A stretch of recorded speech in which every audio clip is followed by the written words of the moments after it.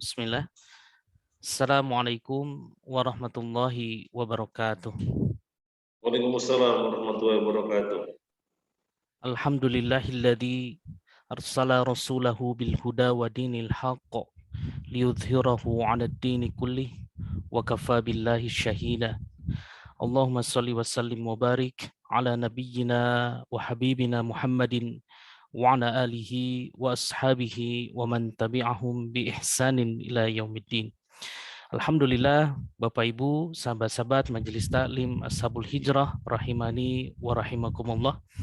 Tentu kita bersyukur pada Allah Subhanahu wa taala atas izinnya kita kembali dipertemukan kembali di dalam kajian kita yang membahas tentang kitab tauhid yang alhamdulillah telah hadir juga bersama kita Ustadz Muhammad Nur Yasin LC Hafizahullah Ta'ala yang akan membimbing kita semua untuk mencurahkan ilmu yang insya Allah pada kesempatan kali ini kita masuk di bab yang ke-6, yaitu tentang tafsir tauhid dan syahadat la ilaha illallah. Ya silakan Bapak Ibu yang sudah memiliki kitabnya, kita akan membahas mulai dari halaman ke-25 insya Allah. Baik, Ustadz sudah siap kita mulai Ustadz? Insyaallah. Baik. Nah, Ustaz. Alhamdulillah. Baik, tafadhol Ustadz, kita akan mulai. Teman-teman kita juga sudah berkumpul insya Allah Ustadz. Baik. Jazakallahu khairan. Assalamualaikum warahmatullahi wabarakatuh. Waalaikumsalam warahmatullahi wabarakatuh. Bismillah. Innal hamdalillah nahmaduhu wa nasta'inuhu wa nastaghfiruh wa na'udzu billahi min syururi anfusina wa sayyiati a'malina. May yahdihillahu fala mudilla lahu wa may yudlil fala hadiya lahu.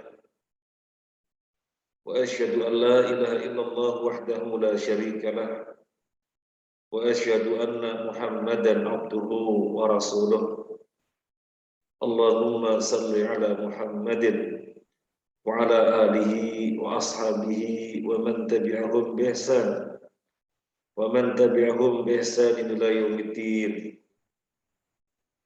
يا أيها الذين آمنوا اتقوا الله حق تقاته ولا تموتن إلا وأنتم مسلمون يا أيها الناس اتقوا ربكم الذي خلقكم من نفس واحدة وخلق منها زوجها وبث منهما رجالا كثيرا ونساء واتقوا الله الذي تساءلون به والأرحام إن الله كان عليكم رقيبا يا أيها الذين آمنوا اتقوا الله وقولوا قولا سديدا يصلح لكم أعمالكم ويغفر لكم ذنوبكم ومن يطع الله ورسوله فقد فاز فوزا عظيما أما بعد فإن أصدق الحديث كتاب الله وخير الهدي هدي محمد صلى الله عليه وسلم وشر الأمور محدثاتها وكل محدثة بدعة وكل بدعة ضلالة وكل ضلالة في النار. Para jamaah Ashabul Hijrah rahimani wa rahimakumullah. Alhamdulillah hari-hari ini kita banyak diguyur hujan.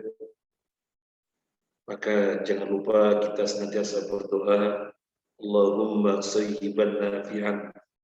Ya Allah, jadikanlah hujan ini hujan yang bermanfaat, yang tidak menjadikan bencana, baik banjir, tanah longsor atau semacamnya. Dan alhamdulillah kita bersyukur kepada Allah Azza wa Jalla atas kenikmatan selain hujan tadi yang sangat banyak. Di antaranya adalah nikmat taufik, sehingga umur panjang kita, kelapangan kita, keamanan yang kita rasakan, kesehatan kita senantiasa menggunakan semuanya itu di dalam hal-hal yang merupakan bentuk-bentuk ketaatan, di dalam hal-hal yang mendatangkan keridhaan Allah Azza wa Jalla. Alhamdulillah. Para jamaah Ashabul Hijrah rahimahullah, sebagaimana tadi sudah disampaikan, bahwasanya pembahasan kita mulai dari bab yang ke-6. Jadi kita ngaji berkelanjutan mulai bab 1, 2, 3, 4, 5 dari kitab yang ditulis oleh Syekh Muhammad At-Tamimi, Allahumma ighfir lahu warhamhu wa lana wa liwalidina wa li masyayikhina wa li asatidina wa li jami'il muslimin wal muslimat al-haimin wa akhwat amin ya rabbal alamin. Bab yang ke-6, tafsir tauhid dan syahadat la ilaha illallah. Yang ada bukunya silakan dibuka. Tafsir tauhid dan syahadat la ilaha illallah. Alhamdulillah ini dibantu sama akhirnya Muhammad Ramdhani. Kita yang mungkin belum ada bukunya bisa melihat slide. Kenapa ada judul ini? Tafsir. Jadi judulnya tafsir. Tafsirnya tauhid dan tafsirnya syahadat la ilaha illallah. Coba kita mengingat-ingat apa judul-judul sebelumnya. Bab sebelumnya apa? Kita mendapati bab tentang kedudukan tauhid di dalam Islam, kemudian tentang keistimewaan tauhid, kemudian orang yang tauhidnya semurni-murninya akan masuk surga tanpa hisab, sehingga kita pun harus takut dari syirik biar benar mendapatkan tauhid yang semurni-murninya. Kemudian terakhir yang kita bahas adalah berdakwah kepada la ilaha illallah, mendakwai manusia kepada la ilaha illallah. Nah, itu bab-bab yang sebelumnya. Nah, setelah kita mengetahui tema dari bab-bab sebelumnya, maka kita diingatkan kembali, apa sih sebenarnya tafsir tauhid? Kok kedudukannya sangat tinggi di dalam Islam? Kok keistimewaannya luar biasa? Sampai orang yang tauhidnya sempurna masuk surga dengan segala kemudahannya, tanpa hisab, tanpa suatu proses kesulitan, langsung masuk surga. Sehingga kita harus menjaga, sehingga kita harus berhati-hati dari syirik, biar tauhidnya tetap sempurna. Dan kita tidak boleh tauhid hanya untuk kita sendiri saja, tanpa kita mendakwahkannya. Kita harus dakwahkan. Tauhid itu memangnya apa sih? Nah, gitu. Jadi bab yang ke-6 ini diingatkan kembali. Tauhid itu sejatinya apa sih? Nah, kemudian kelanjutannya dan tafsir syahadat la ilaha illallah. Tafsirnya tauhid ya persaksian la ilaha illallah. Jadi kalau ditanya tafsirnya tauhid apa? Tafsirnya tauhid ya tercantum pada judul itu sendiri, yaitu persaksian la ilaha illallah. Tidak ada Tuhan yang berhak disembah kecuali Allah. Jadi kalau kita perhatikan redaksi judul ini, tafsir tauhid kemudian ada kata dan ini di dalam nahwu namanya atof. Tafsir tauhid dan kalimat yang berikutnya adalah tafsirnya tauhid. Jadi ini pengertian tauhid kemudian diatofkan dengan kalimat yang berikutnya yang tidak lain adalah tafsirnya tauhid itu sendiri. Sehingga di sini menunjukkan penekanan apa itu tauhid. Jangan sampai tidak tahu tauhid itu ya syahadat la ilaha illallah. Jadi ditekankan tauhid itu ya syahadat la ilaha illallah. Nah, judul ini akan semakin kita pahami dengan kita melihat ayat-ayat dan hadis-hadis yang dinukil di dalam bab ini. Yang pertama yang dinukil adalah surat Al-Isra ayat 57. Saya baca ayatnya, nanti akan dibantu oleh Ustaz Muhammad Ramdhani untuk membacakan terjemahnya, baru kita bahas. A'udzu billahi minasyaitonir rajim. Ulaika alladziina yad'uuna yabtaghuna ila rabbihimul wasilah ayyuhum aqrabu wa yarjuuna rahmatahu wa yakhafuuna 'adzabah. Inna 'adzaba rabbika kana mahdura. Orang-orang yang mereka seru itu, mereka sendiri mencari jalan kepada Tuhan mereka, siapa di antara mereka yang lebih dekat kepada Allah dan mengharapkan rahmat-Nya dan takut akan azab-Nya. Sesungguhnya azab Tuhanmu adalah suatu yang harus ditakuti. Para jamaah rahimahullah, sebaik-baiknya perenungan, sebaik-baiknya penghayatan adalah merenungi, menghayati ayat Al-Quran. Karena kalimat ini bukan dari siapa-siapa, tetapi dari Allah Azza wa Jalla, zat yang kita menghambakan diri kepadanya. Dan Allah mengingatkan kita jangan sampai Al-Quran sekedar dibaca saja tanpa ditadabburi, jangan. Afala yatadabbaruna al-Quran am ala qulubin aqfaluha, kata Allah. Apakah mereka tidak mentadabburi Al-Quran atau memang di dalam hatinya ada tutup sehingga tidak sampai kepada poin-poin, faedah-faedah, pelajaran-pelajaran yang ada di dalam suatu ayat. Baik, mari para jemaah. Di dalam ayat ini Allah berfirman, ulaika, tangan saya kelihatan ya, ulaika, orang-orang alladzina yad'una, yang manusia pada menyerunya. Jadi ada dua pihak. Insya Allah tangan saya kelihatan ya. Ini tangan saya memperagakan. Ulaika, orang-orang alladzina yad'una, yang manusia pada menyerunya, pada memanggil-manggilnya, pada menyandarkannya. Yabtaghuna ila rabbihim alwasilata. Nah, orang-orang ini sendiri sesungguhnya mencari jalan. Siapakah di antara mereka yang bisa sedekat-dekatnya kepada Allah? Wa yarjuna rahmatahu. Orang-orang ini sendiri yang manusia pada memanggilnya, yang manusia pada menyerunya, yang manusia pada menyandarkannya. Nah, orang-orang ini sendiri senantiasa mengharapkan rahmat Allah. Wa yarjuna 'adzabah. Dan mereka dan orang-orang itu sendiri senantiasa mengharapkan senantiasa takut kepada azab Allah. Mereka ini yang orang-orang pada menyeru, pada menyadarkan, pada memanggil-manggil. Nah, orang-orang itu sendiri sangat takut, senantiasa takut kepada azab Allah. Kok manusia pada memanggil-manggil?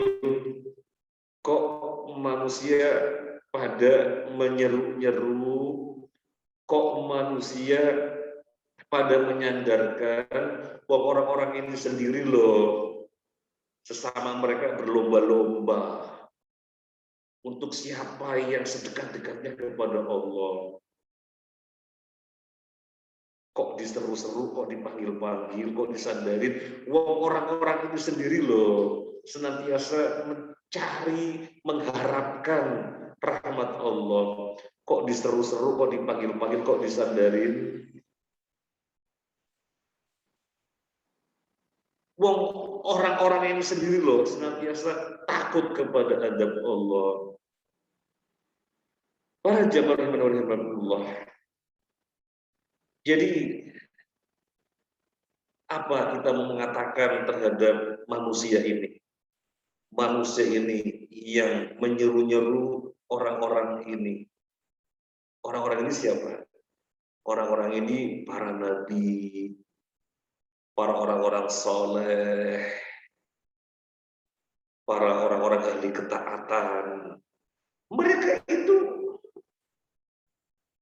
senantiasa berusaha mencari jalan agar bisa sedekat-dekatnya kepada Allah, karena mereka harus menghambakan diri kepada Allah. Kok diseru-seru, kok dipanggil-panggil? Nabi Isa, Maria, para wali, orang soleh di ketaatan, mereka ini senantiasa mengharapkan rahmat Allah. Tidak ada rahmat yang diharapkan kecuali rahmat Allah. Dia adalah pemilik surga yang mengirim rezeki, yang berikan kesehatan, berikan hidup, kemaslahatan dan seterusnya. Hanya Allah. Maka mereka senantiasa mengharapkan rahmat Allah.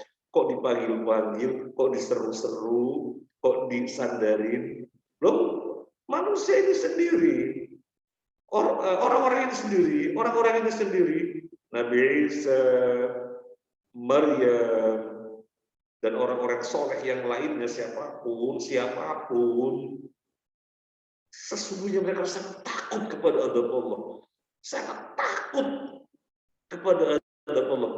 Kok orang-orang malah takut dari hukuman orang-orang ini? Kok manusia-manusia malah takut kalau mendapatkan adab dari orang-orang ini? Orang-orang ini nggak bisa mengadab. Orang-orang ini nggak bisa mengadab, kok pada takut kepada adabnya. Nah, ini yang dimaksud. Jadi kita mengatakan apa pada manusia-manusia ini yang menyeru orang-orang yang sesungguhnya tidak boleh diseru, yang memanggil-manggil orang-orang menyadarkan bertawakal yang sesungguhnya tidak boleh disadari bertawakal. Kita mengatakan apa nih kepada manusia-manusia ini? Kita mengatakan apa? Mau mengatakan, ya kalau dengan bahasa kasar, gimana dengan bahasa kasar? Gimana sih? Kok memanggil-manggil orang yang sesungguhnya mereka itu sangat takut, berharap kepada Allah, dan senantiasa menghamba diri kepada Allah? Ini nggak pas ini. Kita nggak mau pakai bahasa kasar. Dari saya tadi mengucapkan bahasa kasar. Yang jelas ini orang, ini kelompok manusia yang memanggil-manggil ini adalah orang-orang yang TOLOL gitu makanya. Tahu TOLOL? TOLOL. Para jamaah rahimahullah. Apa kaitannya ayat ini dengan judul tafsirnya tauhid, yaitu persaksian bahwasanya la ilaha illallah, tidak ada Tuhan yang berhak disembah selain Allah. Apa korelasinya ayat ini dengan judul? Kaitannya apa? Kaitannya adalah manusia-manusia yang menyeru-nyeru orang soleh, manusia-manusia yang memanggil-manggil orang soleh ahli ketaatan, memanggil-manggil nabi, dan yang lain-lainnya yang ahli ketaatan ini adalah manusia-manusia yang bisa saja mereka menghambakan diri kepada Allah. Mereka merasa Tuhannya adalah Allah. Tetapi pernyataan mereka Tuhannya adalah Allah, pengakuan oleh mereka Tuhannya adalah Allah, dan nyata-nyata perbuatan mereka menghambakan diri kepada Allah, ini belum benar ketika belum murni hanya kepada Allah. Belum dikatakan la ilaha illallah dengan yang sebenarnya ketika belum memurnikan ibadah kepada Allah, masih kepada wali-wali, masih kepada nabi-nabi, masih kepada Maryam, masih kepada Isa, masih kepada ahli ketaatan, masih kepada orang soleh, maka ini belum dikatakan tauhid. Meskipun menyatakan Tuhannya adalah Allah. Nah, ini korelasinya. Jadi untuk dikatakan orang telah syahadat la ilaha illallah, di mana tauhidnya betul ketika terpenuhi dua rukun. Ketika terpenuhi dua rukun. Rukun yang pertama apa? Nafyun. Rukun yang pertama nafyun. Apapun yang dinyatakan Tuhan selain Allah, no. Namanya nafyun. Berlepas diri, no. Apapun yang merupakan tandingan Allah, no. Kita berlepas diri, itu namanya nafyun. Kemudian yang kedua, itsbat. Menyatakan Tuhan yang berhak disembah hanyalah Allah. Jadi nafyun dulu. Apapun yang dinyatakan sebagai Tuhan, no, saya berlepas diri. Kemudian itsbat, yang saya nyatakan hanyalah Allah. Dua-duanya harus ada, nafyun dan itsbat.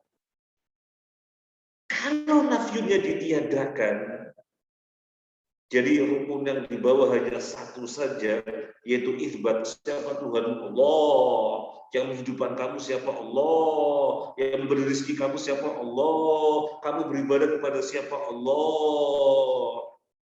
Itu itsbat namanya. Tapi nafyunnya tidak dibawa, sehingga menyembah Allah iya, kepada wali juga iya. Menyembah kepada Allah iya, kepada Nabi Isa juga iya.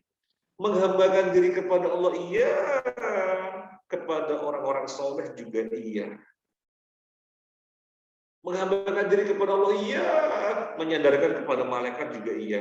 Jadi belum dikatakan tafsir tauhid, belum dikatakan persaksian la ilaha illallah.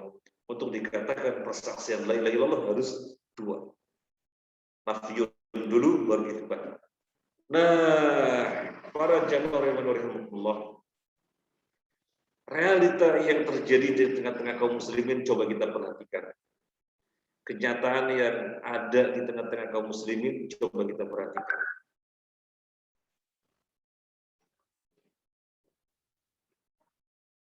Kalau ditanya, coba aja ditanya, siapa yang memberi rezeki kamu? Allah. Bagaimana kita tidak meminta kepada Allah? Tuhan itu adalah Allah, Allah yang beri rezeki. Betul, betul. Tetapi dia juga pergi ke Gunung Kawi untuk kesugihan. Loh, katanya yang beri rezeki Allah. Tapi kok masih menggantungkan kepada Gunung Kawi untuk kesugihan, untuk larisnya dagangan? Nah, belum benar. Tauhidnya belum benar. Belum merupakan tafsir syahadat la ilaha illallah. Kenapa? Kenapa terjadi demikian? Meminta kepada Allah rezeki ya, pada Gunung Kawi juga ya. Kenapa? Soalnya rukun yang dibawa hanya itsbat saja. Tuhan adalah Allah. Nafyunnya tidak dibawa, sehingga lari kepada Allah iya, kepada Gunung Kawi juga iya. Coba kita lihat, ada kaum muslimin mungkin ribuan, mereka kalau membaca la ilaha illallah bisa ratusan kali sehari. Apalagi ditambah dengan kegiatan insidentil, semalam suntuk berzikir la ilaha illallah. Jadi bisa ribuan kali orang membaca la ilaha illallah. Dan kalau ditanya, kamu menyembah siapa? Jelas menyembah Allah. Yang menyelamatkan kamu siapa? Allah. Dan yang menyelamatkan kita. Tetapi dalam kenyataannya, dia masih memakai jimat-jimat, keris, raja-raja untuk keselamatan. Padahal kalau ditanya siapa yang menyelamatkan, Allah yang menyelamatkan kita. Tetapi kok masih keris-kerisan, jimat-jimatan, raja-rajaan yang ditempel di atas pintu tuh, atau di mana di pojok rumah, katanya biar selamat. Lu gimana? Katanya Tuhannya Allah, yang memberi keselamatan Allah. Kok tandingan Allah atau yang dijadikan tandingan bagi Allah masih mendekat juga ke sana, masih dideketin juga. Kenapa? Nah, jawabannya tadi, soalnya rukun yang harusnya ada dua, nafyun dan itsbat, dia hanya mengambil itsbatnya saja. Tuhanmu siapa? Allah. Yang menyelamatkanmu siapa? Allah. Tetapi perkara-perkara yang dijadikan tandingan bagi Allah, yang merupakan tandingan bagi Allah tidak dinafiyun, tidak tidak digituin. Sehingga kepada Allah iya, kepada selain Allah juga iya. Maka belum merupakan tafsir tauhid. Maka belum merupakan makna syahadat la ilaha illallah. Nah, dari ayat ini jelas korelasi dengan judul bahwasanya tafsir tauhid atau makna syahadat la ilaha illallah adalah ketika seseorang memenuhi dua rukun. Apa yang pertama tadi? Nafiyun. Yang kedua itsbat. Nafiyun meniadakan. Meniadakan apa tadi? Meniadakan apa saja yang menjadikan tandingan bagi Allah. Meniadakan apa saja yang merupakan tandingan bagi Allah. No, kita tiadakan nafiyun. Kemudian kita itsbat, menyatakan hanya Allah yang berhak disembah. Nah, yang berikutnya surat Az-Zukhruf 26-27. Surat Az-Zukhruf 26-27. Wa idh qala Ibrahimu li abihi wa qaumihi innani bara'un mimma ta'budun illa alladhi fatarani fa innahu sayahdin.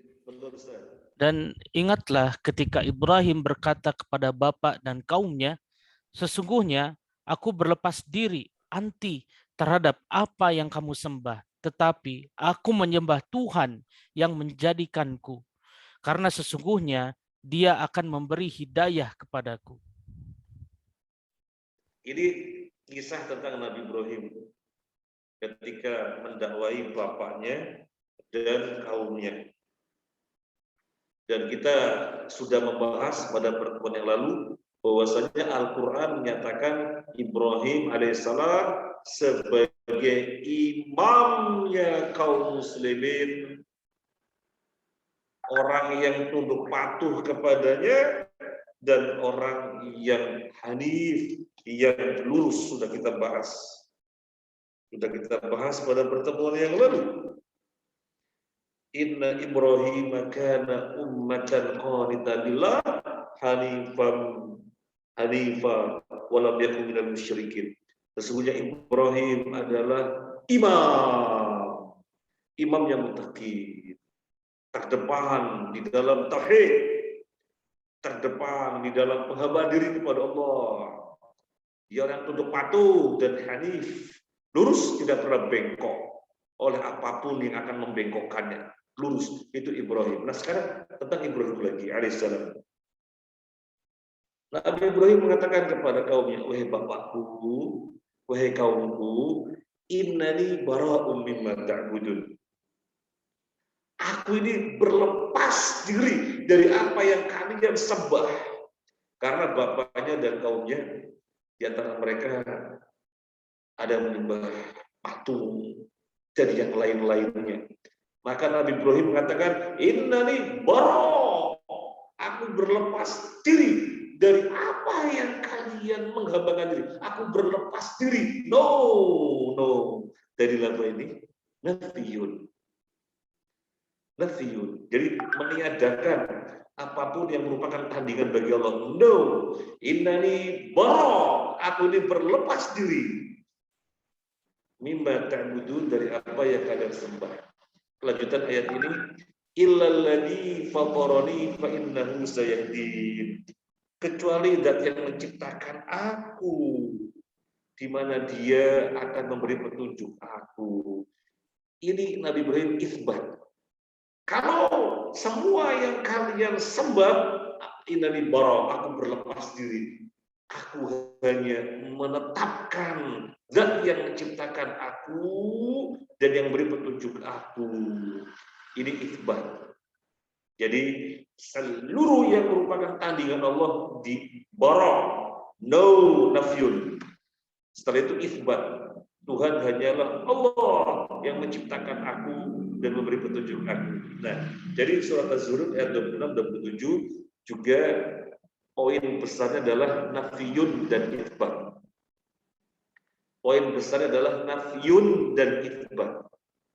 Nafiyun, meniadakan apapun yang merupakan tandingan bagi Allah, atau meniadakan apapun yang dijadikan tandingan bagi Allah. No. Kata Nabi Ibrahim, innani bara, aku berlepas diri. Setelah itu rukun yang kedua adalah itibar, menyatakan hanya Allah saja yang berhak diibadahi. Nah, jadi surat Az-Zukhruf 26 dan 27 korelasinya dengan judul tafsir tauhid dan tafsir syahadat la ilaha illallah adalah ketika seseorang memenuhi dua rukun, nafyun dan itsbat, maka la ilaha illallahnya benar, maka tauhidnya benar. Mutlak itu, nafyun dan itsbat.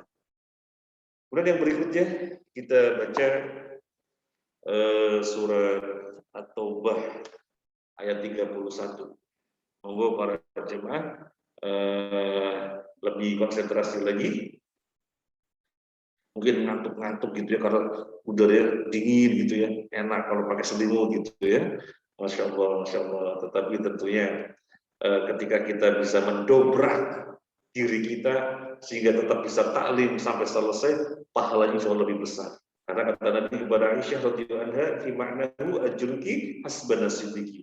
Pahala yang Anda dapatkan oleh Aisyah sesuai dengan tingkat kepayahan Anda, sesuai dengan tingkat jerih payah Anda. Nah, ini untuk ngaji ini lebih berupaya ini, dingin-dingin seperti ini.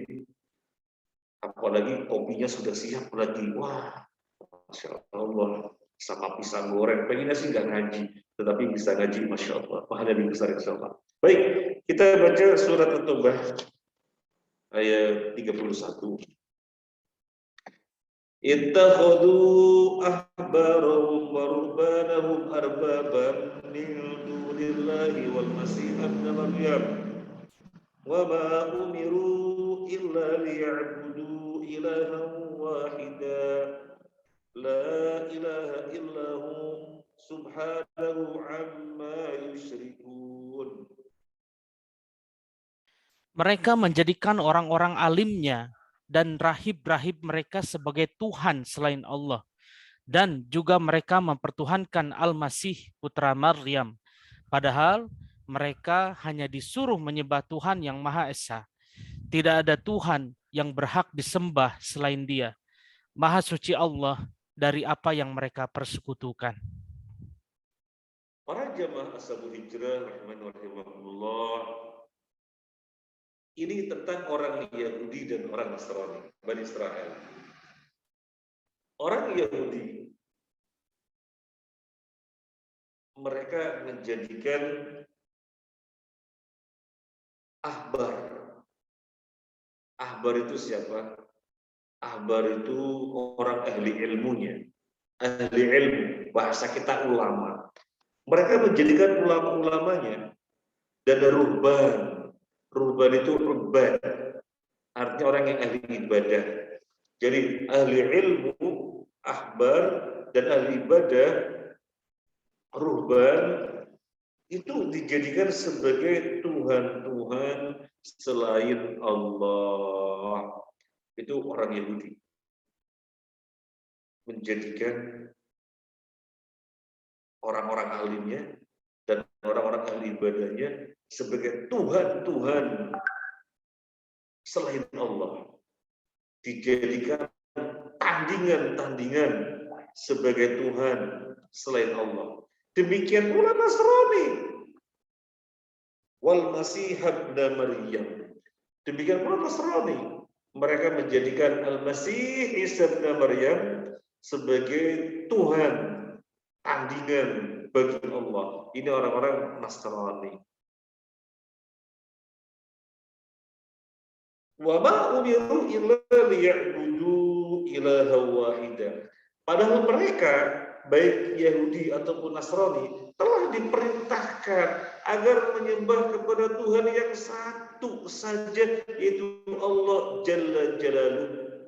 Tetapi mereka juga melarikan peribadahan kepada selain Allah, kepada ahbar. Peribadahannya diterahkan kepada ahbar, para ahli ilmunya. Peribadahannya ditujukan kepada ruhban, orang ahli ibadahnya. Demikian pula pada Nasrani. Mereka menjadikan Isa, Nabi Isa alaihissalam sebagai Tuhan tandingan bagi Allah. Padahal Tuhan hanyalah Allah, Tuhan yang satu. Tetapi menyatakan Isa juga Tuhan selain Allah. Kemudian lanjutannya, La ilaha illahu. Tidak ada Tuhan yang berhak disembah kecuali Dia Allah. Subhanahu amma yusyrikun. Maha suci Allah dari apa yang mereka persekutukan. Maha suci Allah dari apa yang mereka persekutukan. Para jamaah rahimakumullah, terkait ayat ini akan lebih jelas ketika kita mengambil hadis yang menjelaskannya. Sahabat Nabi radhiyallahu anhu yang awalnya Nasrani, namanya Adi bin Hatim. Dia sahabat Nabi yang awalnya Nasrani. Tentang ayat ini, Adi bin Hatim mengatakan kepada Nabi Sallallahu Alaihi Wasallam, ya Rasulullah, kami gak pernah menjadikan ahbar ahli ilmu dari kalangan kami dan ruhban ahli ibadah dari kalangan kami sebagai Tuhan selain Allah. Gak pernah ya Rasulullah, kami gak pernah. Apa komentar Nabi atau jawaban Nabi ketika Adi bin Hatim mengatakan demikian?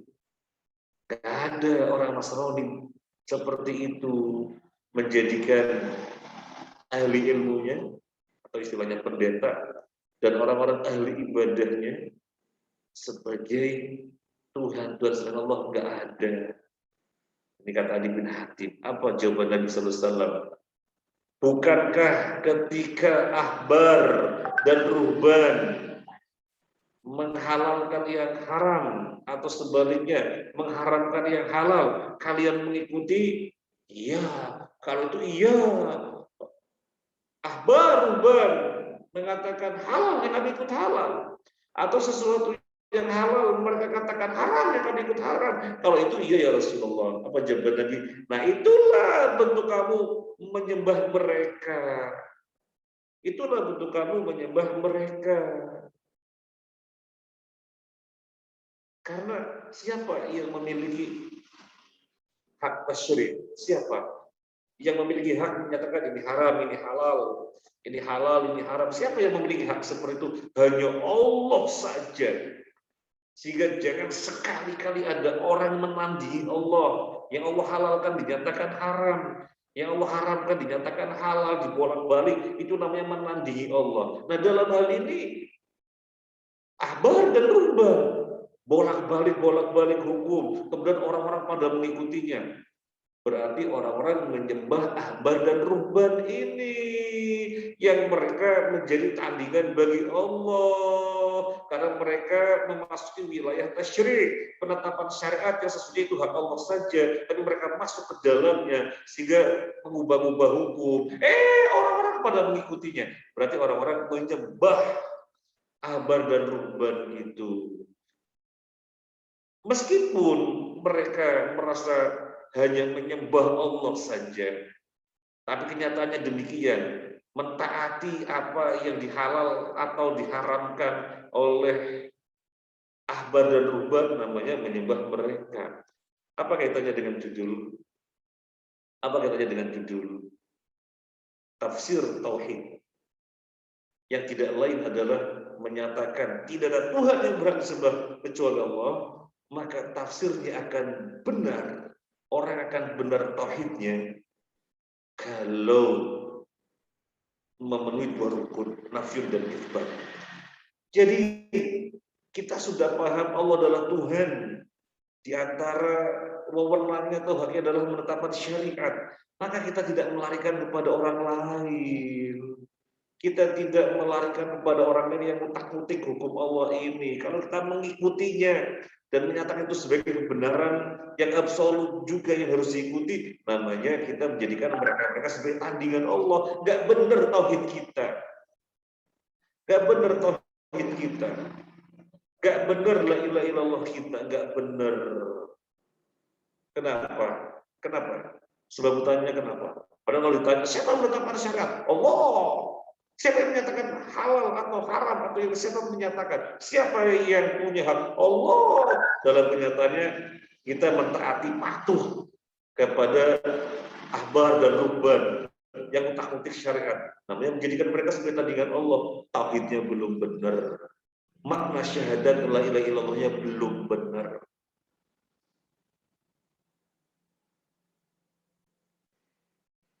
Nah, kemudian yang berikutnya kita akan bacakan surat Al-Baqarah 165. Nah, kita akan bacakan Al-Baqarah ayat 165.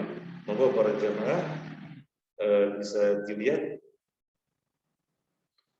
di slide sudah dibantu Ustaz Muhammad Ramdhani menampilkan.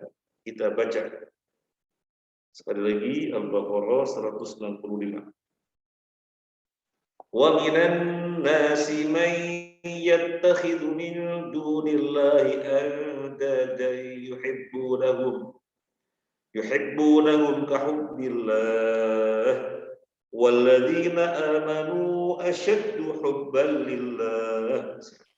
Dan di antara manusia ada orang-orang yang menyembah tandingan-tandingan selain Allah. Mereka mencintainya sebagaimana mereka mencintai Allah. Adapun orang-orang yang beriman sangat cinta kepada Allah. Para jemaah rahimahullah, kita pahami ayat ini. Wa minan nasi, ada di antara manusia, man yattakhidhu, orang yang menjadikan min dunillah, selain Allah, andada, sebagai tandingan-tandingan. Menjadikan ini A sebagai tandingan Allah, menjadikan ini B sebagai tandingan Allah, menjadikan tandingan ini C misalnya sebagai tandingan bagi Allah, menjadikan D sebagai tandingan bagi Allah. Ada manusia-manusia yang demikian. Yuhibbunahum kahubbillah. Mereka mencintai tandingan-tandingan bagi Allah ini sebagaimana mencintai Allah. Apa maksudnya? Ada beberapa pengertian. Yang pertama, mereka adalah orang-orang yang mencintai Allah. Pada saat yang sama juga mencintai tandingan-tandingan Allah. Dan mereka mencintai tandingan-tandingan bagi Allah ini, mencintai tandingan-tandingan Allah ini sebagaimana mereka mencintai Allah. Jadi menyamakan cinta kepada mereka sebagaimana cintanya kepada Allah. Ini makna yang pertama. Mereka mencintai tandingan-tandingan Allah sebagaimana mereka mencintai Allah. Jadi bisa dikatakan cintanya terbagi dua. Untuk tandingan-tandingan 50%, untuk Allah 50%. Ini makna yang pertama. Kira-kira semacam ini sesuai dengan tafsir tauhid? Tidak. Sesuai dengan tafsir syahadatul la ilaha illallah, persaksian Allah itu la ilaha illallah, ya tidak sesuai. Karena sudah kita ketahui dari ayat-ayat sebelumnya, untuk bisa sesuai tafsir tauhid dan sesuai dengan tafsir persahadatan la ilaha illallah, terpenuhi dua rukun, nafyun dan itsbat. Dan di sini mereka hanya itsbat saja, nggak nafyun. Jadi itsbat saja. Allah ya dicintai karena Tuhannya, itsbat. Tapi karena nggak nafyun, mencintai yang lainnya juga iya. Gara-garanya nggak nafyun, akhirnya mencintai yang lainnya juga iya. Gara-gara cuma itsbat yang diambil, nafyunnya tidak diambil, tidak disertakan, jadi cuma satu saja, maka orang tersebut tidak bisa mencapai tafsir tauhid, tidak bisa mencapai tafsir syahadat la ilaha illallah. Jadi mutlak harus nafyun dan itsbat. Baik, ada makna yang lainnya. Mereka mencintai tandingan-tandingan Allah sebagaimana orang mukmin mencintai Allah. Itu orang mukmin. Orang-orang mukmin yang mencintai Allah. Iya. Nah, ada orang-orang yang mencintai tandingan-tandingan Allah sebagai orang mukmin mencintai Allah. Kalau mereka menyatakan mereka adalah orang-orang yang beriman kepada Allah, yang menghambakan diri kepada Allah, maka tidak benar keimanannya. Karena tidak sesuai dengan tafsir tauhid. Tidak sesuai dengan tafsir syahadat la ilaha illallah. Mereka mencintai tandingan-tandingan Allah sebagaimana orang-orang mukmin mencintai Allah. Maka sekali lagi belum sesuai dengan tafsir tauhid, belum sesuai dengan tafsir syahadat la ilaha illallah. Kemudian lanjutan ayat ini, walladzina amanu asyaddu hubban lillah. Dan adapun orang-orang mukmin, dan adapun orang-orang mukmin sangat cinta kepada Allah. Orang mukmin sangat cinta kepada Allah sebagaimana orang kafir mencintai berhala-berhalanya. Orang mukmin hanya cinta kepada Allah saja, tidak kepada yang lainnya. Itu baru mukmin. Artinya orang semacam inilah yang sesuai dengan tafsir tauhid, yang sesuai dengan tafsir syahadat la ilaha illallah. Dan sekarang kita bacakan yang berikutnya. Di sini ada hadis Nabi Sallallahu Alaihi Wasallam. Kita bacakan. Man qala la ilaha illallah wa kafara bima yu'badu min dunillah haruma maluhu wa damuhu wa hisabuhu 'ala Allah. Barang siapa mengucapkan la ilaha illallah dan mengingkari sesembahan selain Allah, haramlah harta dan darahnya. Sedang hisab perhitungannya adalah terserah kepada Allah. Para jamaah rahimakumullah, mari kita menghayati hadis ini. Hadis yang diriwayatkan oleh Imam Muslim. Barang siapa yang membaca atau mengucapkan la ilaha illallah wa kafara bima yu'badu min dunillah, dan dia mengingkari apapun yang disembah selain Allah, haruma malu wa damu, maka orang tersebut haram hartanya dan haram darahnya. Apa maksud hadis ini? Coba kita perhatikan. Membaca la ilaha illallah, ada kelanjutannya di situ, bukan titik. Orang yang membaca la ilaha illallah dan mengingkari apa yang disembah selain Allah, berarti la ilaha illallah tidak cukup dilafazkan. La ilaha illallah tidak cukup dilafazkan, tetapi ada konsekuensi atas apa yang kita lafazkan.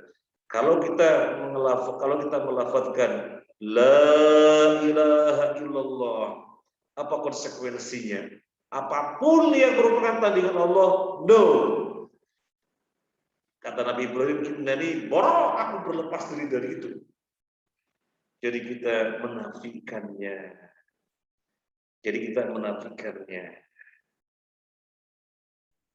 Kalau kita sudah menafikan apa saja yang merupakan tandingan bagi Allah, dan kita itsbat. Nah, man qala la ilaha illallah, barang siapa yang membaca la ilaha illallah itu mengenai itsbat. Tetapi yang berikutnya wa kafara bima yu'badu min dunillah, dan dia mengingkari apa yang disembah selain Allah, itu maknanya nafyun. Jadi harus ada dua-duanya, nafyun dan itsbat. Itsbat akan dikatakan betul sesuai tafsir tauhid ketika dia melakukan nafyun. Makanya bukan sekedar barang siapa baca la ilaha illallah titik, bukan. Barang siapa yang mengucapkan la ilaha illallah dan konsekuensinya nafyun, berlepas diri dari apa yang merupakan tandingan Allah.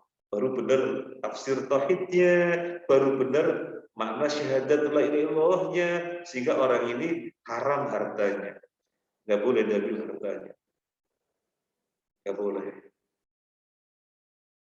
Kalau diambil hartanya sebagai sesuatu yang hak, misalnya zakat, ya benar, dia hartanya terjaga karena dia adalah orang muslim yang sesungguhnya, yang la ilaha illallahnya benar, hartanya haram, nggak boleh diambil. Wadamu, dan haram darahnya,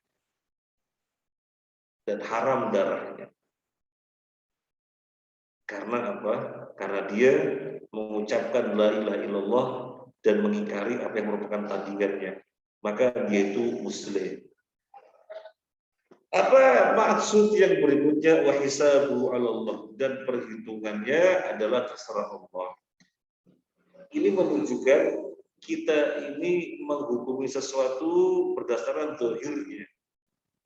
Kita menghukumi sesuatu berdasarkan zahirnya. Orang membaca la ilaha illallah, berarti zahirnya dia menyatakan Tuhannya Allah. Ya sudah, dijaga hartanya, ya sudah, dijaga darahnya.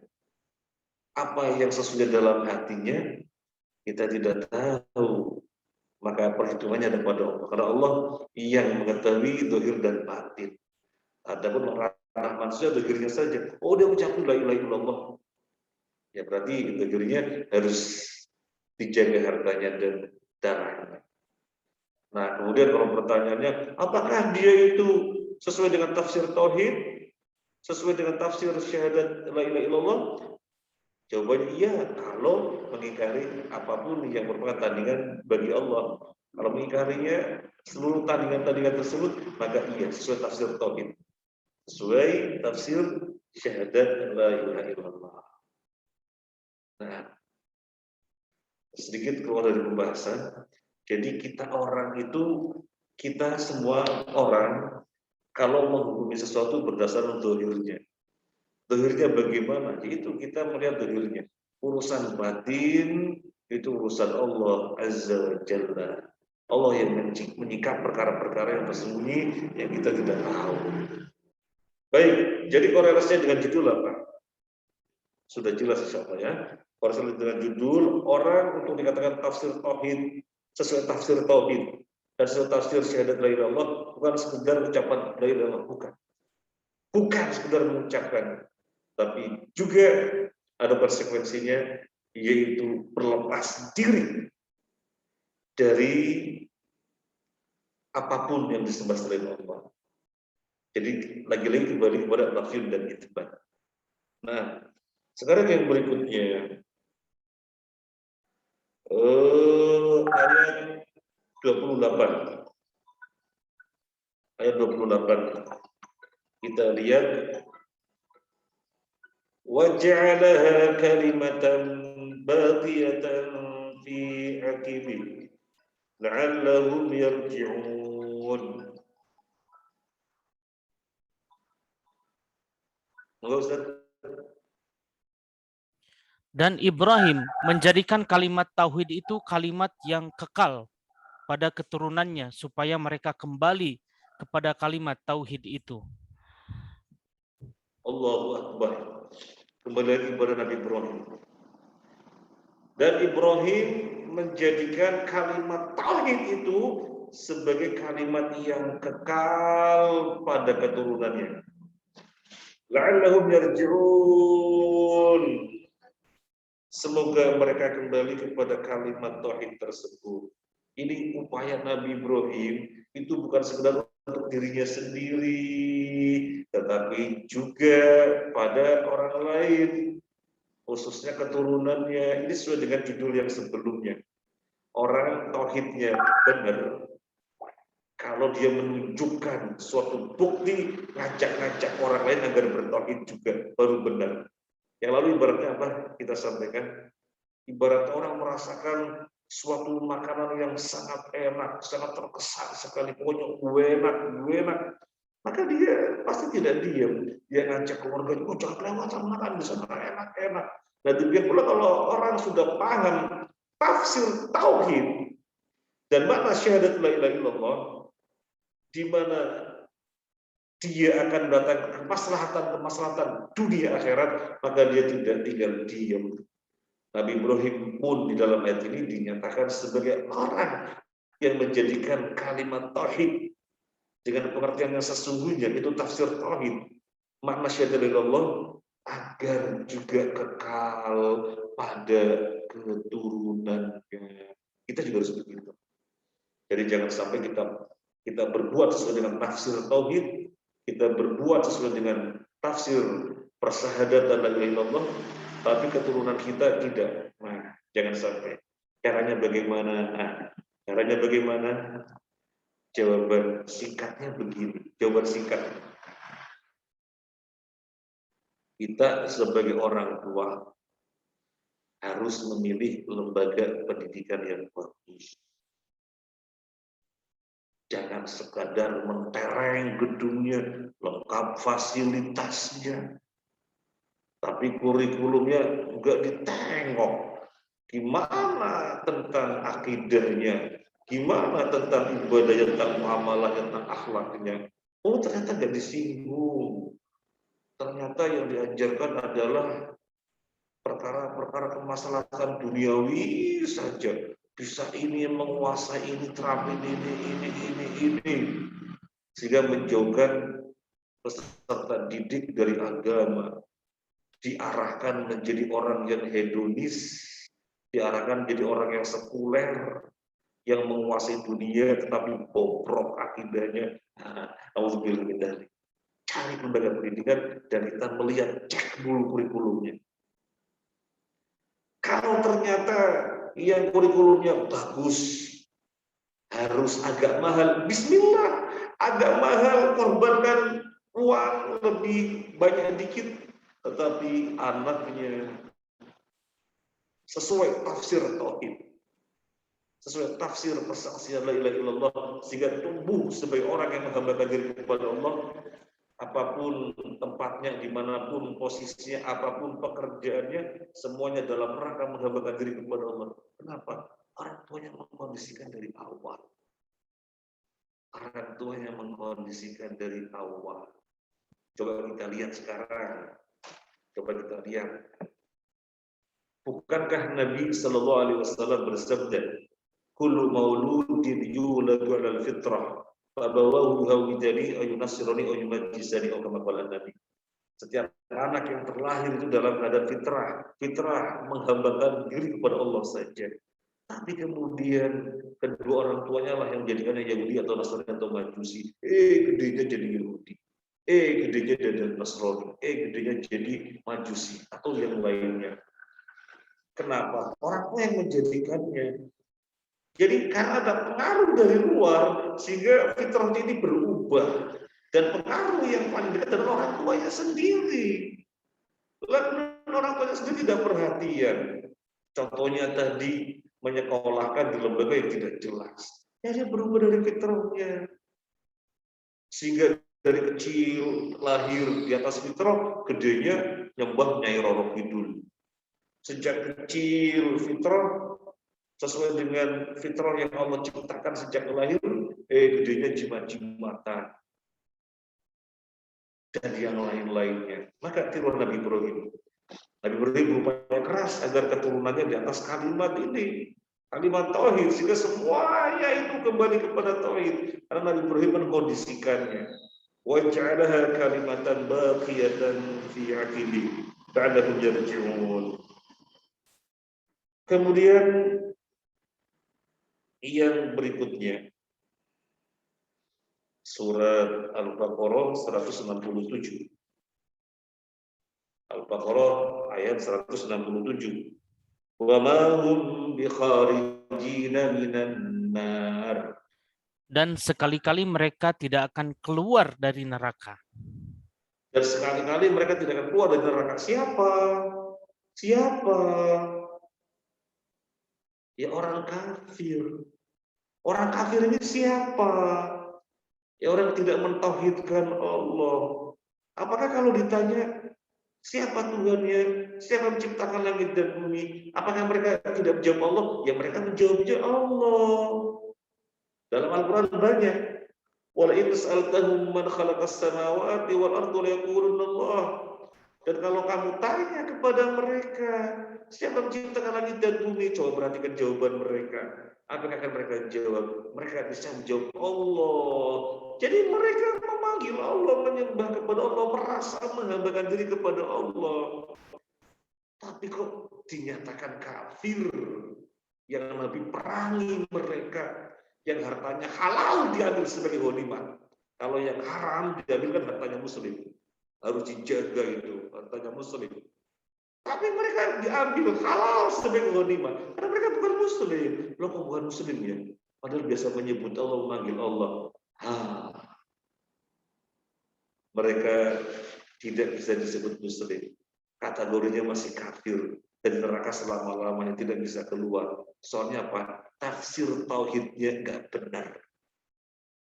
Maka korelasi ayat ini Al-Baqarah 167, mereka orang-orang yang sesungguhnya kalau ditanya Tuhannya adalah Allah, tetapi berada di neraka selama-lamanya karena perasaan atau ikrar Tuhannya adalah Allah tidak sesuai dengan tafsir tauhid.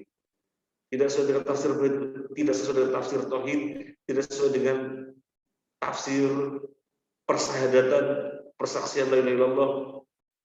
Bagaimana itu terpenuhi nafi dan itsbat. Kembali ke situ, tidak terpenuhi nafi dan itsbat. Kemudian yang berikutnya yang terakhir, ini ada hadis Nabi Sallallahu Alaihi Wasallam, man qala la ilaha illallah wa kafara bima yu'badu min dunillah harama malu wa damu wa hisabu 'ala Allah.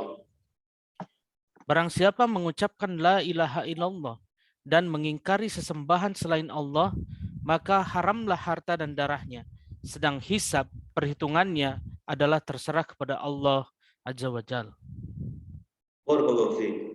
Ini hadis sudah dibahas tadi.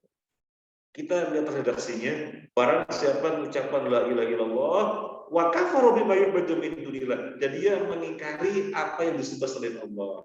Artinya itsbat dan nafiyun. Tidak boleh cuma itsbat nafiyunnya, enggak, nanti tidak sesuai dengan tafsir tauhid. Nanti tidak sesuai dengan tafsir syahadat la ilaha illallah. Jadi harus itsbat dan nafiyun.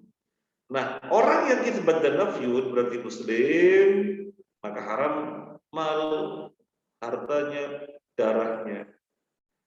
Berbeda dengan sebelumnya.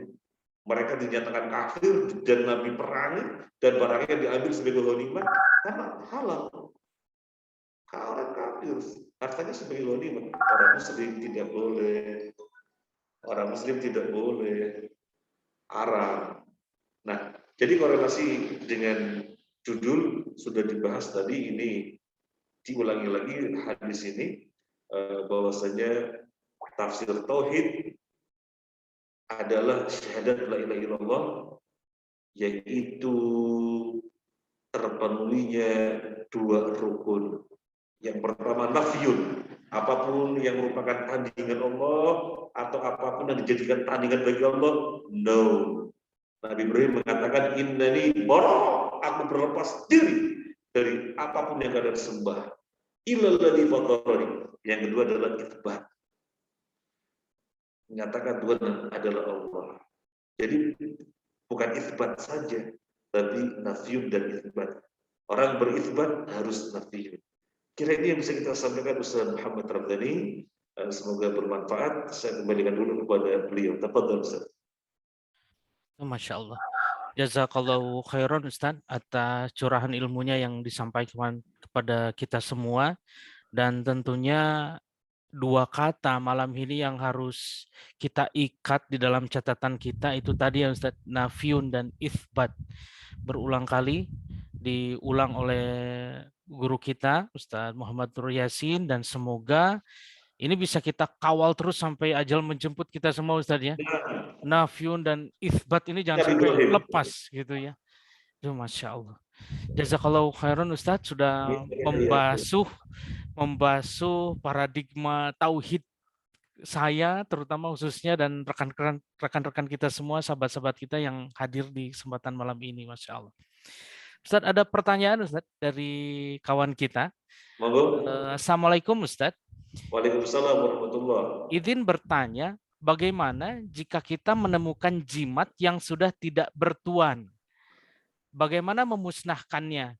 Dan apakah benar ada efek terhadap kita yang memusnahkannya, Ustaz? Barakallahu fiik.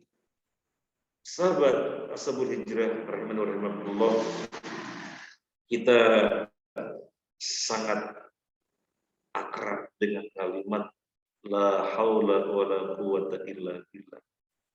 Tidak ada daya dan kekuatan kecuali dari Allah. Apapun selain Allah tidak ada kekuatannya. Apapun selain Allah tidak ada kekuatannya. Jimat yang dikatakan keramat atau sakti karena ada pengaruh jin atau setan pada jimat tersebut. Cukup dengan kita yakin la haula wala quwwata illa billah sehingga kita membaca a'udzu billahi minasyaitonir rajim, kita gali, kita pendam, sudah selesai. Lo tidak dibiarkan saja, jangan dibiarkan saja. Kita ambil, kita gali tanah, kita pendam. Atau kita hancurin pakai cangkul biar tidak tersisa, biar hilang. Kenapa demikian? Karena kalau dibiarkan, tidak dihancurin, khawatirnya ketemu orang lain dan orang lain yang belum paham tafsir tauhid sebagaimana pembahasan kita malam ini, yang belum paham tafsir syahadat la ilaha illallah, akhirnya mengkeramatkannya, lepas dari orang yang pertama yang dikatakan yang punya itu tak siapa gitu ya, beralih kepada orang lain. Itu gara-gara kita biarkan. Jangan kita biarkan. Kita hancurin, kita rusak, atau kita pendem sehingga tidak ketemu orang. Para jemaah rahimahullah, dan jangan takut. Kita takut dengan la haula wala quwwata illa billah. Gak ada yang ditakuti. Sehingga pertanyaan, apakah nanti ngefek kepada kita yang menghancurkannya? Gak ada efek apapun. Itu kekuatan setan, gak ada artinya sama sekali. Wong kata Nabi Sallallahu Alaihi Wasallam, kita kalau baca Bismillah, setan itu jadi kecil sekecil lalat. Tapi kalau kita tidak baca Bismillah, setan bisa gede rumah. Artinya setan itu sangat lemah dengan kita berlindung kepada Allah Azza wa Jalla. Dan kita juga kawan-kawan di sekitar kita ada pengalaman orang yang bertobat dan memiliki jimat banyak sekali, berapa kantong gitu ya, dan jimatnya maharnya, kata mereka mahar itu ya, maharnya mahar tinggi-tinggi, ada yang maharnya 500 juta, ada yang maharnya 1 miliar. Memang ini orang berpunya, jimatnya banyak, macam-macam jimatnya, dan kita sempat lihat beberapa sama kawan kita dihancurin satu persatu dengan pemotong besi, kletak. Jadi dihancurin, jangan dibiarkan. Demikian Ustaz. Ya, Masya Allah. Jazakallahu khairan Ustaz atas jawabannya. Alhamdulillah pertanyaan yang masuk sudah terjawab langsung. Bapak Ibu, saya mendapatkan informasi juga dari beliau tentang pesantren mahasiswa Thaibah Surabaya, Ustaz ya.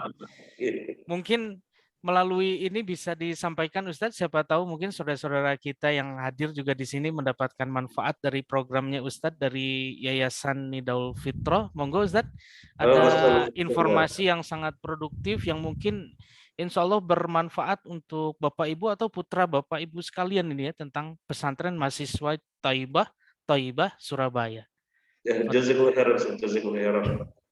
Kita di Surabaya bitaufiq minallah mengelola pesantren mahasiswa putra dan putri. Kalau yang putra di dekat ITS, kalau yang putri dekat UNER. Kita mendirikan pesantren ini sejak tahun 2004. Latar belakangnya karena risau melihat mahasiswa dan mahasiswi yang mereka tinggal di kos-kosan, maka bagaimana perkembangannya atau perjalanannya selama kuliah ya dikembalikan kepada masing-masing orang. Yang dari rumah nggak kenal akidah yang baik, ya sampai lulus kuliah pun begitu. Yang dari rumah nggak bisa baca Al-Quran, yang sampai lulus ya seperti itu. Karena kan tinggal di kos-kosan ya untuk tinggal nginap, makan, minum, dan yang lainnya. Nah, akhirnya kita mendirikan pesantren mahasiswa. Mereka santrinya dari berbagai kampus, ada yang kuliah di ITS, di PENS, di UNER, di UNMU, di IAIN, di Stikom, di Unitomo, di Hang-Tuah, dan yang lain-lainnya kan dari kampus itu. Jadi mereka tinggal di tempat kita, kemudian mereka ketika pada subuh belajar sama kita sampai jam 6, dan kita mengambil waktu yang sama sekali tidak mengganggu kuliah mereka. Jadi berapa lama di pesantren ya, kalau S1 atau D4 ya 4 tahun, kalau D3 ya 3 tahun. Jadi lulus dari kuliah dari perguruan tinggi masing-masing dengan ilmuwan yang diambilnya, ya jurusan yang diambilnya juga, insya Allah sedikit banyaknya telah banyak belajar tentang ulum syar'i di pesantren kita, termasuk bahasa Arab ya. Meskipun target kita bahasa Arab pasif, bukan bahasa Arab aktif, bukan. Bahasa Arab pasif itu untuk baca kita paham, baca Al-Quran nggak usah lihat terjemah, kemudian baca hadis-hadis atau artikel Arab ya secara global paham, begitu. Jadi targetnya itu. Kalau akhwatnya sangat terbatas di UNER, kepada dekat UNER, terbatas artinya kapasitasnya cuma 12 orang saja. Kalau yang ikhwan kan sampai 80. Karena kapasitasnya terbatas, sehingga yang tidak bisa masuk mendaftarkan diri bisanya sebagai santri non asrama. Kurikulum atau pelajaran mendapatkan sama, tapi mereka tidak tinggal di asrama. Mereka datang ketika belajar, setelah selesai ya pulang. Karena memang tempatnya terbatas sehingga tidak bisa sebagai santri asrama, tapi sebagai santri non asrama. Jadi intinya kita mendirikan pesantren ini dan sampai sekarang masih berlangsung alhamdulillah untuk membantu mahasiswa dan mahasiswi yang berbarengan dengan yang bersama dengan kuliah juga pengen mendalami ilmu agama. Demikian Ustaz Muhammad Rabbi, jazakallahu atas waktunya. Ya, Masya Allah. Mudah-mudahan informasi ini bisa bermanfaat untuk Bapak Ibu, sahabat-sahabat sekalian, atau mungkin ada putra-putranya. Jadi ini kan jurusannya bebas, Ustadz ya? Ya, Jurusan, tergantung kuliahnya dia ya. ya tergantung apa. Nanti selain mendapatkan ilmu duniawi di kuliahnya, di kampusnya juga mendapatkan siraman ilmu syar'i dari Ustadz dan tim, insya Allah mungkin ya seperti itu. Ustadz ada pertanyaan lagi, Ustadz, mohon maaf. Oh, Oke. Kemudian ini tentang jimat lagi. Sebetulnya jimat ini ada di bab 7 ya, bulan depan insya Allah. Oke, mudah-mudahan. Bismillah, izin bertanya Ustadz. Apabila kita pernah meminta tolong dalam tanda kutip di sini kiai mendoakan usaha dan diberi gulungan kertas beberapa tahun berlalu, ternyata saya baru ngeh kalau itu bukan kiai seperti yang saya bayangkan Ustadz. Jadi mungkin seperti dukun seperti itu ya. Tetapi mungkin kiai tanda kutip itu dan gulungan kertasnya sudah saya buang. Kemudian beliau ini bertanya, bagaimana hukum ketidaktahuan saya ini Ustadz? Para jamaah rahimahullah, orang tidak tahu atas suatu permasalahan itu ada 2 kategori. Yang pertama, memang tidak tahu karena belum tahu. Yang kedua, tidak tahu karena tidak mau tahu. Orang yang pertama, dia tidak tahu sehingga berbuat kesalahan, pelanggaran. Tetapi karena memang belum tahu, Dia bukan orang yang cuek terhadap ilmu. Dia bukan orang yang berpaling dari ilmu. Dia orang yang sadar ilmu itu penting karena sebagai pedoman biar hidupnya benar, selamat dunia sampai akhirat. Jadi dia sangat perhatian kepada ilmu. Tapi kemudian ada suatu tema tertentu yang dia belum tahu sehingga terjadi kesalahan. Berarti kesalahannya karena ketidaktahuannya yang memang belum tahu. Allah ampuni insya Allah. Ada orang yang kedua, dia berbuat kesalahan dan posisinya adalah orang yang cuek terhadap ilmu, memandang rendah ilmu, beragam macam-macam ahmad sih, majelis taklim, ngaji halaqah, macam-macam amat. Yang penting kan sudah sholat, haji, puasa Ramadan, ngapain lagi? Itu aja sudah gitu. Nah, karena meremehkan ilmu, ubudiyahnya, peribadahnya banyak salah-salah, apalagi banyak salah-salah ya, sedikit salah atau satu salah, karena cuek kepada ilmu, berarti ketidaktahuannya berangkat dari memang tidak mau tahu. Ketidaktahuannya memang tidak mau tahu, akhirnya tidak tahu. Orang semacam ini kena hukuman. Semoga orang yang berbuat kesalahan karena memang tidak tahu, yang ketidaktahuannya itu karena belum tahu, semoga diampuni. Semoga diampuni oleh Allah Subhanahu wa taala. Tetapi kalau ketidaktahuannya karena cuek terhadap ilmu, sehingga istilahnya sengaja tidak mau tahu, segera bertaubat. Karena Allah menyatakan rusulan mubasyirin wa mundirin, ya la yakuna lin-nasi 'ala Allahi hujjatun ba'da rusul. Allah mengutus Rasul sebagai memberi kabar gembira dan memberi peringatan biar gak ada orang beralasan di hadapan Allah. Jadi biar gak ada orang beralasan di hadapan Allah, ya Allah saya belum tahu, ya Allah saya belum paham, ya Allah saya belum ngerti. Gak akan pernah diterima. Karena diutusnya Rasul itu sudah iqamatul hujjah. Sebenarnya sudah dijelaskan oleh para Rasul, kalau ada orang tidak tahu salahnya dia kenapa tidak ngaji. Salahnya dia kenapa tidak mau bermajelis taklim, maka tidak bisa beralasan di hadapan Allah. Ayat ini menunjukkan keharusan kita menuntut ilmu, keharusan kita mencari ilmu. Kalau misalnya sesuai dengan yang ditanyakan tadi, gimana kalau tidak tahu? Kalau ketidaktahuannya bukan orang yang sengaja tidak mau tahu, tapi karena memang belum tahu, maka insya Allah dimaafkan. Demikian, semoga bermanfaat. Alhamdulillah, Masya Allah, jazakallahu khairan.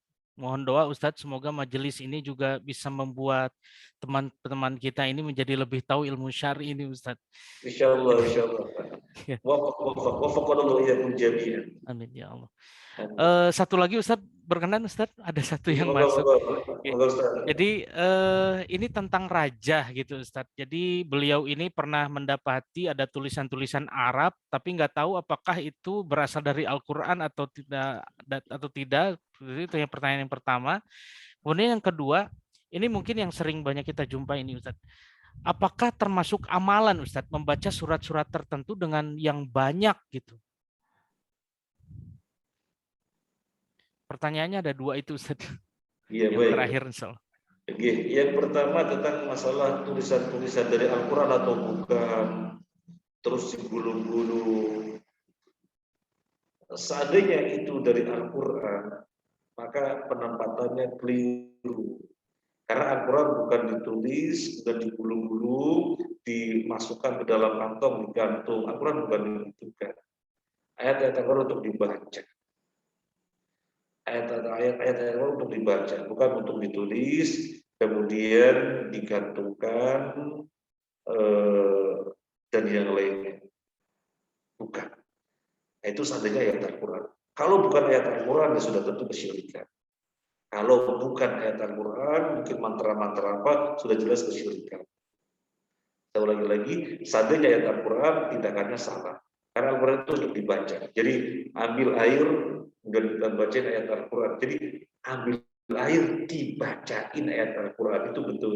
Tapi ambil air, tulisan-tulisan Al-Quran dicelupkan biar hancur dalam air, oh itu enggak benar. Ya. Nah, kemudian yang kedua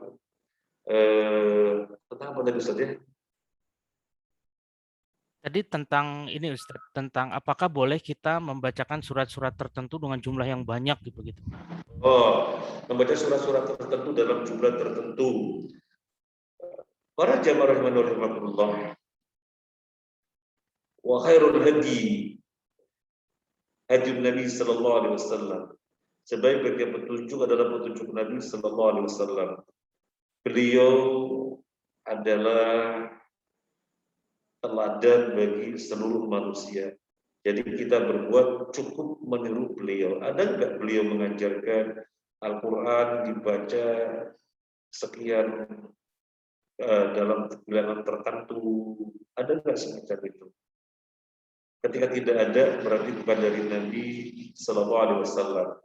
Ada dibaca 3 kali. Qul huwallahu ahad, qul a'udzu birabbil falaq, qul a'udzu birabbin nas, setelah salat maghrib, juga setelah salat subuh itu ada dibaca 3 kali. Tadi kemudian membaca surat ini sekian kali, nanti fadilahnya begini, maka coba kita tanyakan kepada Ustaz yang terdekat. Ini semacam ini ada nggak dalilnya? Kalau dia bilang, oh, ada, dalilnya ada, itu amalan-amalan harus kita amalkan itu. Nah, kalau Ustaz bilang, Anda tolong Ustaz, sekarang ini bukan zaman yang susah untuk mengecek dalil. Ada di hadis apa, nomor berapa. Jadi begitu. Kalau ternyata tidak tahu, biasanya memang ya gegabah atau ceroboh yang mengatakan itu adalah amalan, padahal belum memastikan bagaimana dalil yang sesungguhnya. Jadi banyak sekali orang-orang yang mengatakan amalan, tetapi tidak pernah ada dari Nabi Sallallahu Alaihi Wasallam, tidak pernah ada. Nah. Iya, Ustadz, mohon izin ini mungkin darurat dari sahabat kita Ibu Siti Nur Aini ingin bertanya langsung kepada Ustadz. Jadi silakan mungkin bisa di-unmute Ibu Siti Nur Aini, Ibu Nur ingin menyampaikan pertanyaan secara langsung. Oke. Ya, silakan. Assalamualaikum Ustadz. Saya mau bertanya, bagaimana hukumnya? Kan di kampung saya itu kan selalu ada apa minuman, misalkan didoakan itu boleh nggak? Minuman? Minum air putih yang didoakan itu boleh nggak hukumnya? Apa termasuk syirik juga? Air minum, kemudian dibacain. Pertanyaannya dibacain apa? Kalau dibacain dengan ayat-ayat Al-Quran, misalnya dibacain Al-Fatihah, dibacain Al-Ikhlas, Al-Falaq, An-Nas, kemudian mengharapkan kesembuhan, atau mengharapkan pengaruh dari Al-Quran yang dibaca tadi, ya benar. Tetapi kalau dibacainnya nggak jelas baca apa, barangkali salah bima berkata berat atau apa begitu ya, ya berarti tidak benar. Jadi ukhti mesti mengecek itu dibacain dengan bacaan apa begitu ya. Kalau ternyata tidak diketahui bacaan dari Al-Quran atau dari hadis-hadis Nabi yang merupakan doa, misalnya Rabban nas adhibil ba'sa ishfi innaka antas syafi la shifa illa shifauka shifa la yughadiru saqama. Ya jangan, hati-hati, khawatirnya dibaca-bacain apa sehingga kita kerjasama dengan kemungkaran. Jadi hati-hati untuk perkara yang kita belum bisa memastikan, lebih baik kita tawakuf, kita diam sampai jelas urusannya. Oh ternyata dibaca dengan Quran, berarti benar, ambil. Oh ternyata nggak jelas, nggak tahu baca apa, oh jangan, hindari. Demikian. Jazakillah Ustadz. Amin, iya, amin. Waalaikumsalam warahmatullahi wabarakatuh. Baik, alhamdulillah kita cukupkan ya Bapak Ibu, tentu pertanyaan akan banyak tetapi waktu juga yang terbatas, sudah larut malam juga dan kita bersiap juga mungkin untuk sahur besok hari harus lebih awal bangun karena subuhnya juga lebih awal ya Ustadz, kita azan di seputar Surabaya dan Sidoarjo. Baik Ustadz, tafadhol kita tutup dengan doa Ustadz majelis kita. Baik, terima kasih semuanya para jamaah Ashabul Hijrah. Semoga yang kita bahas bermanfaat dan menjadikan kita semakin kuat tauhidnya, terlebih kalau tauhidnya semurni-murninya sehingga masuk surga tanpa hisab. Amin ya rabbal Amin alamin. ya Allah. Banyak kita semuanya. Terima kasih atas kebersamaannya. Mohon maaf atas hal-hal yang kurang berkenan. Saya mohon pamit undur diri. Subhanakallahumma wa bihamdika asyhadu an la ilaha illa anta astaghfiruka wa atubu ilaik. Assalamualaikum warahmatullahi wabarakatuh. Waalaikumsalam warahmatullahi wabarakatuh.